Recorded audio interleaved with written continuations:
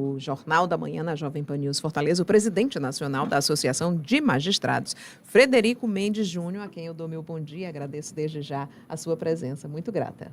Bom dia, eu que agradeço, Carla, a oportunidade de estar aqui e bater um papo com vocês sobre o judiciário brasileiro. Vamos falar um pouquinho desse judiciário que se informatizou, a tecnologia já acelerou alguns processos, mas ainda tem muito que avançar, não é, doutor?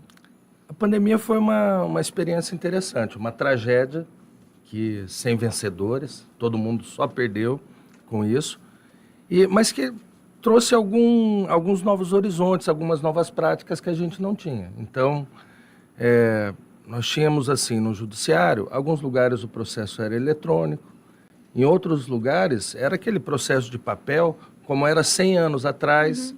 Hoje se tornou praticamente tudo eletrônico. Então não se entra com uma nova ação, com uma nova reclamação no país, a não ser por meio eletrônico. Isso acaba acelerando o processo, diminuindo o tempo de duração do processo, o que é um benefício para o cidadão. Ao mesmo tempo, você tem mais compartilhamento de informação. Quer dizer, o processo ele acaba tendo uma publicidade muito maior, alcançando as pessoas de forma mais fácil, o que para a gente é muito importante, né? Todas as nossas decisões, elas são recorríveis. Então, não tem uma decisão nossa que não possa ter um recurso, que a pessoa não possa ficar insatisfeita e tentar modificar. E a publicidade, ela acaba tendo um papel importante nisso. Então, se de toda essa tragédia humana que aconteceu há poucos anos com a gente, se dá para se tirar alguma coisa boa, foi isso, do emprego da tecnologia, de compreender que é possível que o trabalhador, na iniciativa privada ou no serviço público, da sua casa, em home office, às vezes ele produz tanto quanto se estivesse na repartição pública ou no lugar físico do comércio. São dados novos, né, que nós não tínhamos antes e que agora a gente conhece. Agora, o senhor como presidente nacional da Associação dos Magistrados, o senhor se afasta dos tribunais ou continua conciliando as duas coisas? Não dá. A nossa associação ela é nacional e você acaba visitando sempre todos os estados brasileiros, não só as capitais, mas o interior do estado. E é justamente por isso que eu queria perguntar para o senhor. O senhor tinha uma média de quantos casos, de quantos processos para analisar por mês? E aí, eu quero, com essa pergunta, saber da sobrecarga que já afeta os próprios magistrados com a quantidade de processos que o Brasil tem. É interessante que os sistemas judiciais são diferentes no mundo, mas no Brasil nós temos um acesso ao judiciário muito ampliado. Então, esses dias houve uma decisão se o colarinho do chopp compunha o chopp ou não. E talvez o Brasil é o único lugar na face da terra onde um juiz, ou um desembargador, ou um ministro vai ter que dizer que o colarinho do chopp faz parte do chopp, decidir se isso faz parte ou não. E então você tem um acesso muito amplo. Uma demanda como essa, ela jamais chegaria ao judiciário nos Estados Unidos. Mas ela não tem um juizado de pequenas causas que isso poderia ser resolvido lá? Esse é o juizado especial, né? Ele é reservado para essas causas menores, mas ele acabou se tornando um grande juizado de consumo, relações de consumo.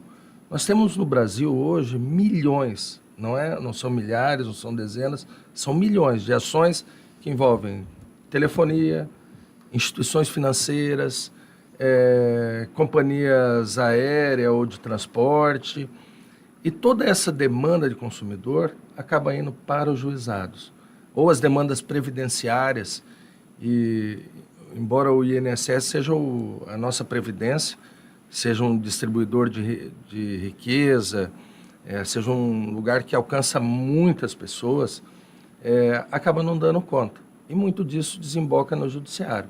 Aquela pessoa que não teve a sua aposentadoria reconhecida, seu benefício reconhecido. Quem está precisando de um leito de UTI. De um leito de UTI.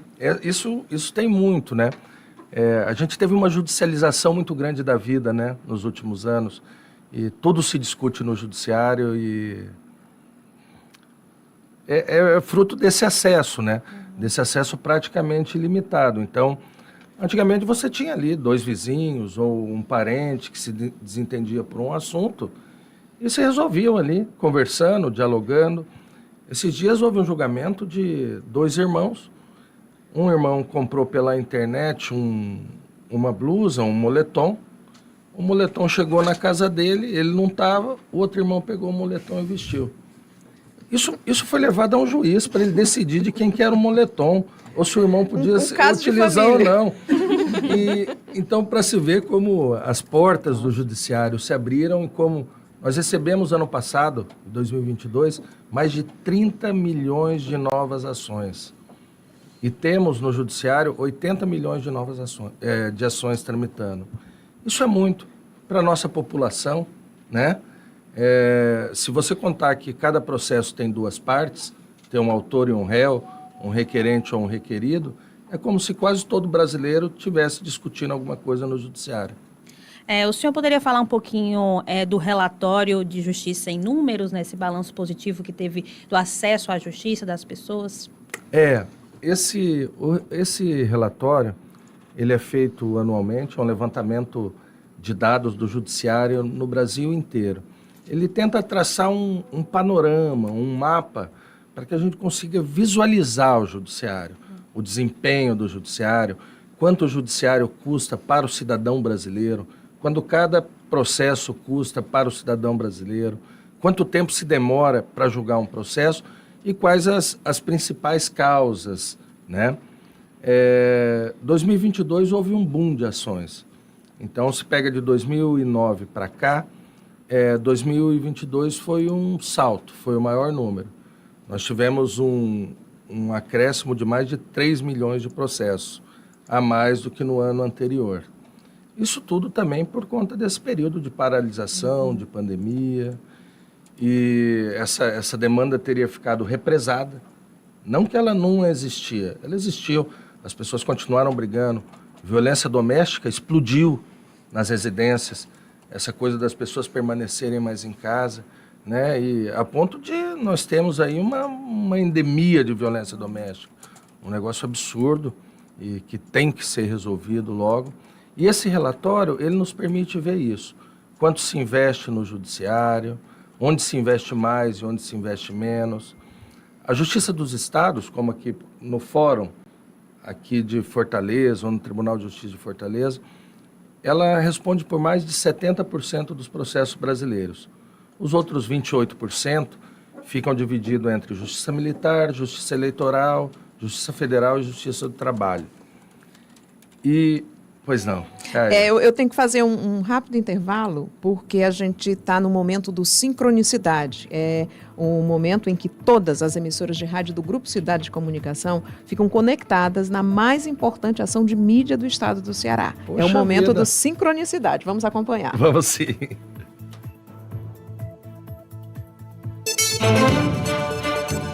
Atenção, emissoras do Grupo Cidade de Comunicação, para mais um Sincronicidade.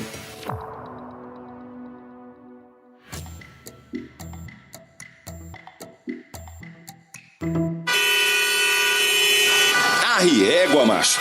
É um perigo andar numa velocidade dessas em tempo de causar um acidente. Pelo amor de Deus, meu filho, tenha atenção com os pedestres. Sabe por quê? Porque quando você desce da moto, você é um pedestre. Quando você sai do seu carro, você é um pedestre. E quando você transita pelas ruas e calçadas, então, é um pedestre também. Por mais aperreado que você esteja, sempre respeite a sinalização indicada, os limites de velocidade e dê a preferência ao pedestre. Campanha Trânsito Ideal. Apoio Uber e Observatório Nacional de Segurança Viária. No trânsito, escolha a vida. Você ouviu Sincronicidade, uma ação integrada de todos os veículos de comunicação do Grupo Cidade.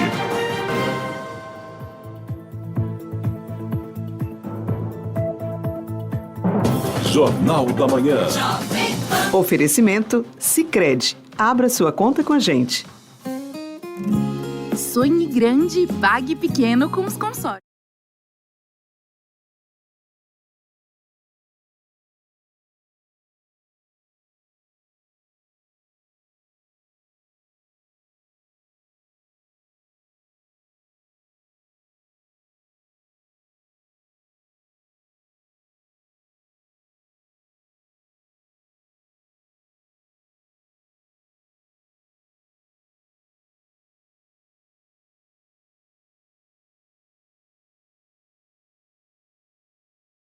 8 horas e 52 minutos. Repita. 8h52 e a gente continua aqui com o presidente da Associação de Magistrados, Frederico Mendes Júnior. E junto com ele, a gente está aqui, quem está me acompanhando aqui, ó, Erci Alencar, que é presidente da Associação Cearense de Magistrados, que há algum tempo já veio aqui, doutor Frederico, e nos contou dos problemas financeiros do judiciário. E nós cearenses, continuamos ali no finalzinho, como disse Erci, na rabeira, né, das finanças para tentar dar esse apoio, porque se a população busca a justiça, ela tem que dar uma resposta.